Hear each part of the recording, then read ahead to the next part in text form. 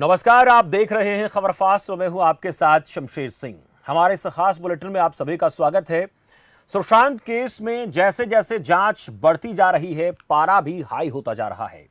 संसद में 2 दिन से संग्राम जारी है तो ट्विटर पर भी घमासान थमने का नाम नहीं ले रहा। कंगना के ट्वीट के बाद विवाद ने और तूल पकड़ लिया है।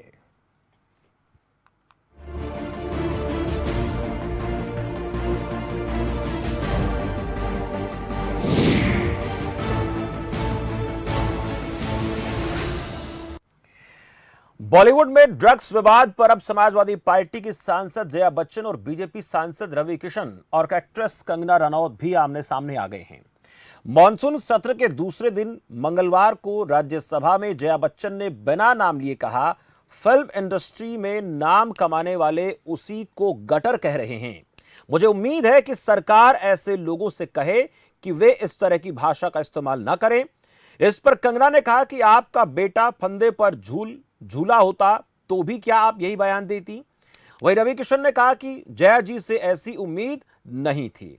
यानी यह कहा जा सकता है कि सुशांत मौत के बाद राजनीति गरमा रही है, ट्विटर वार छिड़ गया है और अभिनेता भी एक दूसरे के आमने सामने आ गए हैं। अब ऐसे में जया बच्चन की तरफ से यह कहा गया कि बॉलीवुड को बदनाम करने की कोशिश ना की जाए और ऐसे लोग बॉलीवुड को बदनाम कर रहे हैं जो उसी थाली में खाते हैं, उसी थाली में छेद करते हैं। वही इसको लेकर प्रतिक्रिया दी कंगना रनौत ने कि अगर आपके परिवार से किसी के साथ ऐसा होता तो फिर क्या तब भी आप ऐसा ही बोलती। लेकिन मामला लगातार तूल पकड़ रहा है। कई ऐसे मुद्दे हैं जो सुशांत की मौत के चलते कहीं ना कहीं थोड़े से दरकिनार किए जा रहे हैं, गौण हो रहे हैं। ऐसा हो क्यों रहा है, इस पर बातचीत करेंगे, लेकिन पहले इसी पर हम चर्चा कर लेते हैं कि ये जो ट्विटर वॉर है, ये वाद विवाद है, ये थमेगा या नहीं थमेगा, कब तक चलेगा। हमारे साथ सुशील कुमार हैं, वरिष्ठ पत्रकार हैं। सुशील कुमार जी, बहुत बहुत स्वागत है आपका खबर फास्ट पर। नमस्कार। सुशील कुमार जी, ट्विटर वॉर छिड़ा हुआ है, बयानबाजियां तेज हो गई हैं। कभी एक तरफ जया बच्चन बयान देती हैं संसद में, दूसरी तरफ कंगना रनौत का फिर ट्वीट सामने आ जाता है। रवि किशन कहते हैं उसकी प्रतिक्रिया और प्रतिक्रिया के फिर उसके सामने एक प्रतिक्रिया सामने आती है। हालांकि बात होनी चाहिए इन मुद्दों पर, महत्वपूर्ण चीज़ें हैं, जो सच है वो सामने आना चाहिए, लेकिन इस सत्यता के साथ साथ और भी कई चीज़ें जिनके ऊपर बात होनी चाहिए। पहले तो इसी प्रकरण को लेकर आपसे जानेंगे, फिर आपसे ये भी पूछेंगे कि और क्या कुछ हो सकता है आज के दौर में जिन पर बात होनी चाहिए। सबसे पहले तो ये बात यह है कि भी इस बात को इतना बड़ा तूल देने की जरूरत नहीं थी कि भी कंगना को एक मोहरा बना दिया जाए, एक टारगेट बना दिया जाए। और जो मुद्दा है, मुख्य मुद्दा है राजपूत की मृत्यु का, या उसको उसमें उसने साथ देना था कंगना ने, तो उसने अपनी बात कर दी थी। लेकिन उसके बाद धमकियों का दौर शुरू हुआ। इसका साफ अर्थ है कि इसमें कुछ राजनीतिक ये लोग शामिल हैं, उस हत्याकांड से जुड़े हुए हैं। कुछ ये जो ड्रग माफिया है वो जुड़ा हुआ है, क्योंकि जो रिया ने भी अपने बयान दिए हैं उससे ये चीजें सामने आ रही हैं।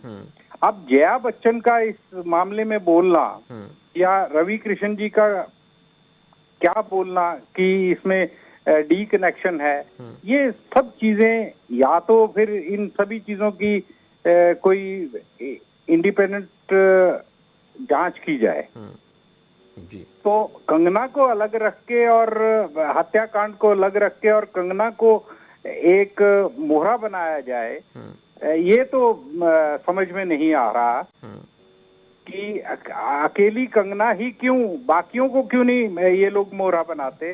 बाकियों को ये मैं अपनी भावना नहीं बोल रहा हूँ, ये हिमाचल के लोगों की भावना है कि भी एक हिमाचल का व्यक्ति बॉम्बे में जाकर अगर कोई अच्छा काम कर रहा है तो बॉलीवुड में अपना नाम बना रहा है। जिस तरह से बिहार राजपूत के मामले में पूरा इकट्ठा हो गया था, अब देश क्या टुकड़ों में बढ़ता जाएगा इस तरह से, क्या कोई दूसरी जगह जाके काम नहीं कर पाएगा। ये बहुत विस्तृत मुद्दा बनता जा रहा है कि इस मामले में हम क्या पक्ष लेते हैं और किस चीज को हम इशू बनाते हैं। बिल्कुल। सुशील कुमार जी, आ रहा हूं आपके पास। योगेश कौशिक भी जुड़ गए हैं, राजनीतिक विश्लेषक हैं। योगेश जी, बहुत बहुत स्वागत है आपका खबर फास्ट के इस खास कार्यक्रम में। योगेश जी, मेरी आवाज आप तक आ पा रही है? चलिए, उन तक मेरी आवाज नहीं पहुंच पा रही है। सुशील कुमार जी, आप इसे जानेंगे। देश में कई ऐसी बातें हैं जिन पर चर्चा होनी चाहिए। ये भी ठीक है कि अगर इस पूरे मामले की चाहे एनसीबी, सीबीआई, जो लोग भी जांच कर रहे हैं, उसमें दूध का दूध और पानी का पानी होना चाहिए। क्योंकि अगर ड्रग्स का कनेक्शन है तो कौन कौन लोग शामिल हैं, ये व्यापार कैसे फल फूल रहा है, क्या इसमें कहीं बाहर से कोई मदद तो नहीं मिल रही है, या फिर हमारा जो यूथ है वो कहीं भटक तो नहीं गया है। और केवल महाराष्ट्र की बात क्यों करें, क्या ड्रग्स का कनेक्शन महाराष्ट्र के अलावा तमाम राज्यों में नहीं है? महाराष्ट्र से बाहर भी जांच होनी चाहिए। लेकिन जब जांच होती है तो उसमें जो छोटे छोटे अपराधी होते हैं, आरोपी होते हैं, पकड़ लिए जाते हैं, बड़ी मछलियां निकल जाती हैं।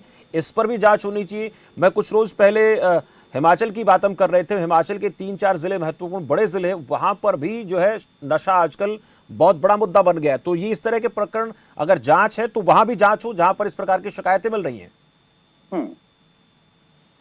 देखिए, जहां तक हिमाचल की बात है, हिमाचल में जो ड्रग माफिया के खिलाफ भाजपा ने बहुत एक बड़ा अभियान चलाया था पिछली कांग्रेस सरकार के दौरान जी। और आते ही इन्होंने इसको एक मुख्य मुद्दा बना दिया था और पड़ोसी राज्यों के साथ इन्होंने अभियान भी चलाया था। और इस चीज को लेके कि भी हर चीज को एक दायरे में रखते हुए, ताकि आम आदमी को, और इन्होंने तो अपना कानून भी बदल दिया और उस कानून के दायरे को इतना सख्त बना दिया था कि भी कोई भी पकड़ा जाए उसकी जमानत नहीं हो सकती थी किसी भी सूरत में। और सारी उत्तराखंड हुआ, चाहे हरियाणा हुआ, चाहे राजस्थान हुआ, चाहे दिल्ली हुआ और पंजाब हुआ। पंजाब में तो आपको पता ही है कि उड़ता पंजाब के नाम से जाना जाने लगा था जी। तो ऐसा नहीं है, हिमाचल में भी जो प्राइवेट यूनिवर्सिटीज आई हैं उनमें भी ऐसे बहुत से केसेस मिले हैं और उनके बच्चे भी पकड़े गए हैं यहाँ कि भी किन किन के साथ क्या क्या हो रहा है और ये किस तरह से सारा कारोबार चल रहा है। इसके बाद आजकल क्रिकेट बंद है, ये क्रिकेट का ड्रग के साथ बहुत बड़ा संबंध रहा है। जो वहाँ सट्टा लगता था, वहाँ बैटिंग होती थी, बैटिंग के साथ इसका बहुत लगता है कि भी आपके योगेश जी आ गए हैं तो आप उनसे कुछ पूछना चाहेंगे, मैं अपनी बात बाद में करता हूं। बिल्कुल योगेश जी, स्वागत है आपका। मेरी आवाज आप तक आ पा रही है सर? जी जी, धन्यवाद योगेश जी, बहुत स्वागत है आपका। योगेश जी, बात हम बयानबाजियों को लेकर तो कर रहे हैं और इसमें संदेह नहीं, बात होनी चाहिए और बात होती है तो कुछ नया निकलकर सामने आता है। सुशांत के प्रकरण को लेकर अगर जांच सीबीआई के पास नहीं जाती, जाहिर सी बात है तो फिर कई सारी चीजें दबकर रह जाती। उनका जो खेल है, नेटवर्क जो है वो सामने आना चाहिए। लेकिन उसके साथ साथ ये भी महत्वपूर्ण है कि इस नेटवर्क के साथ साथ और भी तमाम चीजें जिन पर चर्चा होनी चाहिए, जो कहीं ना कहीं कम होती नजर आती है, फिर कई जगह पर होती ही नहीं है। कौन सी ऐसी चीजें आपको नजर आती हैं, कौन से ऐसे मुद्दे देखते हैं जिन पर बात हो? लेकिन उससे पहले आपसे मैं ये जानूंगा कि इस वक्त जो चाहे रवि किशन ने बोला है या इसके बाद कंगना रनौत का ट्वीट आया जय बच्चन के बाद, ये ट्विटर वार थमेगा या फिर बॉलीवुड के अंदर ही 2 धड़े या 3-4 धड़े बन जाएंगे?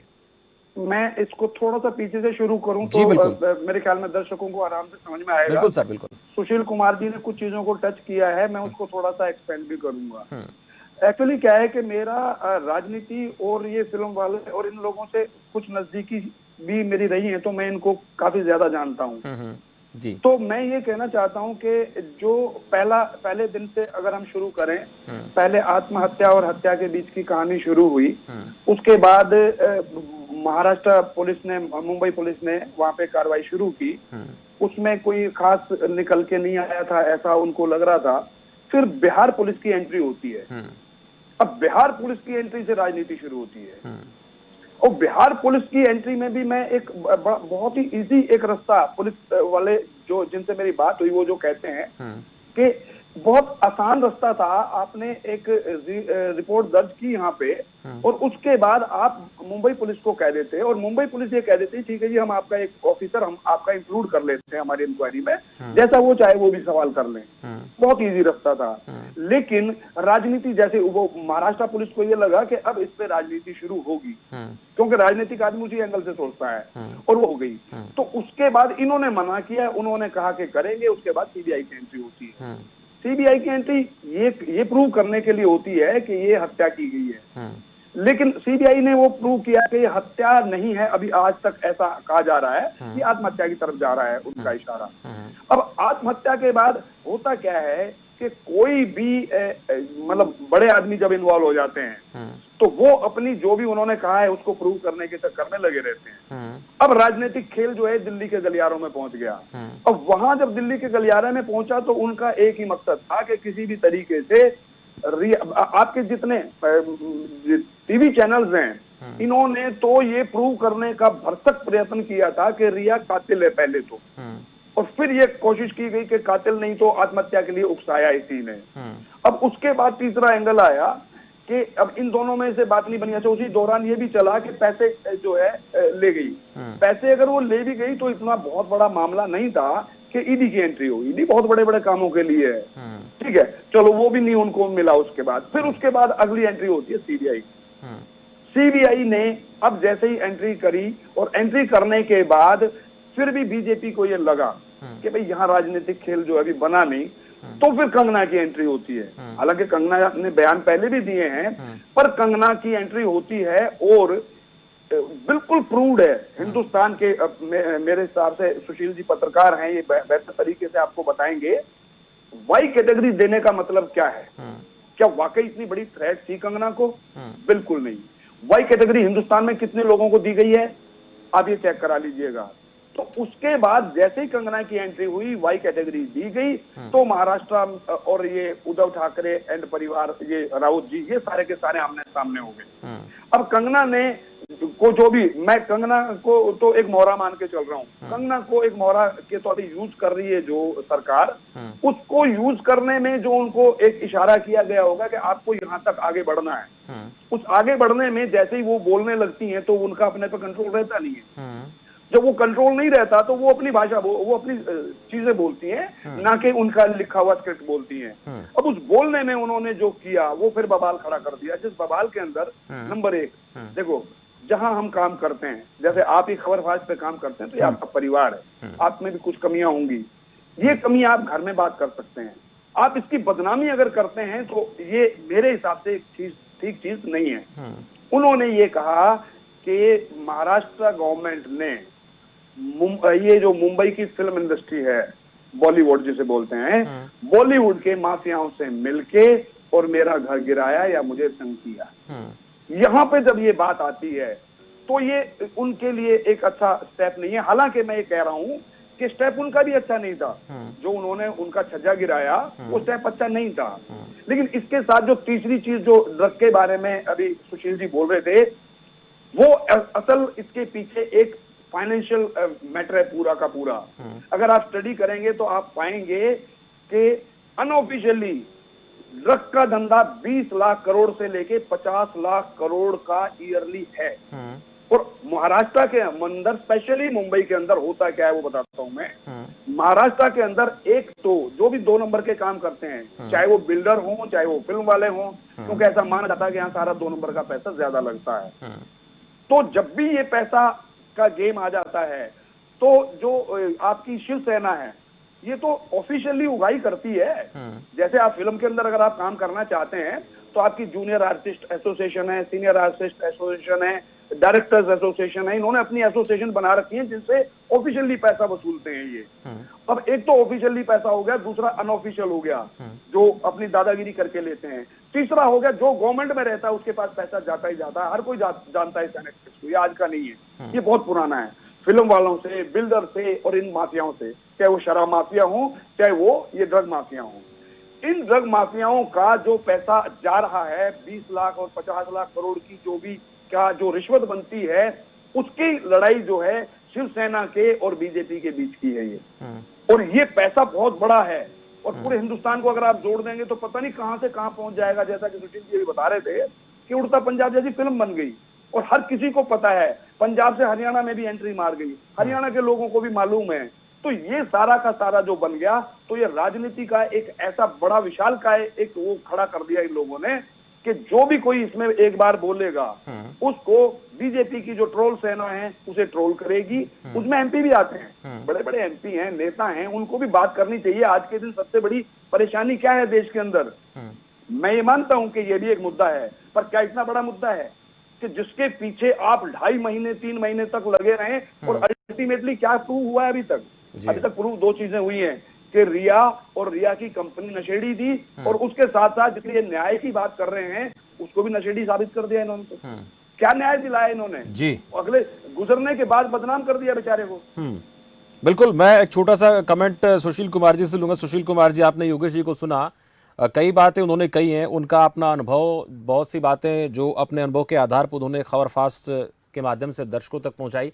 लेकिन क्या लगता है ये बॉलीवुड के लिए घातक है इस तरह का होना? देखिए, बॉलीवुड जो बहुत सारे लोगों को रोजगार देता है, और इस वक्त कोरोना संकट में तो कई लोगों की रोजी रोटी खत्म हो चुकी है, कलाकारों का तो हाल खराब है, बेड़ा गर्क हो चुका है एक तरीके से, कुछ लोगों को छोड़ दिया जाए तो इससे क्या फर्क पड़ेगा? इस तरह की बयानबाजियों से, इस तरह की टिप्पणियों से, इस तरह के ट्वीट से, कि एक और क्षेत्र जो बहुत से लोगों को, लाखों लोगों को हर साल रोजगार देता है, वो चाहे रोजगार हम कहें कि 5 दिन का हो, 10 दिन का हो, साल मिले, 6 महीने मिले, लगातार मिले ना मिले, लेकिन पैसा ठीक मिल जाता है, उसके ऊपर असर पड़ेगा इससे? सबसे पहले तो ये देखना पड़ेगा कि भी मुंबई का जो फिल्म जगत है वो सिर्फ मुंबई से नहीं है। आज आप छोटे पर्दे पर देख लीजिए, मुंबई की फिल्में कम आ रही हैं और मद्रास की फिल्में या साउथ इंडिया की फिल्में ज्यादा आ रही हैं। तो चाहे वो डबिंग करके आ रही हैं, किसी तरीके से आ रही हैं, आप हर तीसरी फिल्म आप देखेंगे किसी भी चैनल पे वो साउथ इंडिया की ज्यादा आ रही हैं। तो मुंबई का जो बॉलीवुड का जो कारोबार है वो कम तो हुआ है। ये सिर्फ कंगना के कहने पे नहीं हुआ है, ये उससे पहले भी हुआ है। और जब से डी कनेक्शन की बात आने लगी है बॉलीवुड पे, ये है। और हम यही कहते हैं कि हिमाचल सबसे सेफ जगह रही है, और आज भी मैं ये दावे से कह सकता हूं कि ठीक है, ड्रग माफिया अगर आते हैं हिमाचल में, वो यहाँ पनाह बेशक ले रहे हैं, पनाह ले रहे हैं ये, लेकिन यहाँ इतना खुलेआम ड्रग्स नहीं चलते सिवाय कुछ एरियाज के, जहाँ जो कि बॉर्डरिंग एरियाज हैं, जैसे कि हम कह सकते हैं उत्तराखंड से जो जुड़ रहा है, यूपी से जुड़ रहा है, पंजाब से जुड़ रहा है, हरियाणा से जुड़ रहा है, ये सारे जो इलाके हैं। लेकिन हिमाचल में अभी भी फिल्मों की शूटिंग होती है, और हिमाचल ने तो बहुत बार मुंबई के लोगों को कहा है, मुंबई के लोगों को यहाँ इन्वेस्ट करिए, फिल्म सिटी बनाने के लिए इन्वेस्ट करिए। बिल्कुल, ये कई महत्वपूर्ण बातें हैं जो आप लोगों ने हमारे साथ इस मंच के जरिए की। सुशील कुमार जी शुक्रिया आपका, योगेश जी आपका भी बहुत बहुत शुक्रिया। सुशील कुमार और योगेश कौशिक जी वरिष्ठ पत्रकार, राजनीतिक विश्लेषक के तौर पर हमारे साथ जुड़े, उनका अपना अनुभव बोल रहा था। और आपको बता दें कि ये जो बातें होती हैं ये उनके अपने विचार होते हैं, व्यक्तिगत विचार होते हैं, और अपने व्यक्तिगत विचारों के माध्यम से वो पार्टियों को घेरते भी हैं, पार्टियों पर आरोप प्रत्यारोप भी लगाते हैं, लेकिन आरोप कहीं ना कहीं उनके अपने अनुभव के आधार से, जो कुछ उन्होंने देखा है, जो कुछ महसूस किया, उसके आधार पर लगाए जाते हैं। फिलहाल एक छोटे से ब्रेक के लिए रुकेंगे, ब्रेक के बाद फिर हाजिर होंगे, तो आपको बताएंगे कि महंगाई आदमी को क्यों इस वक्त मार रही है।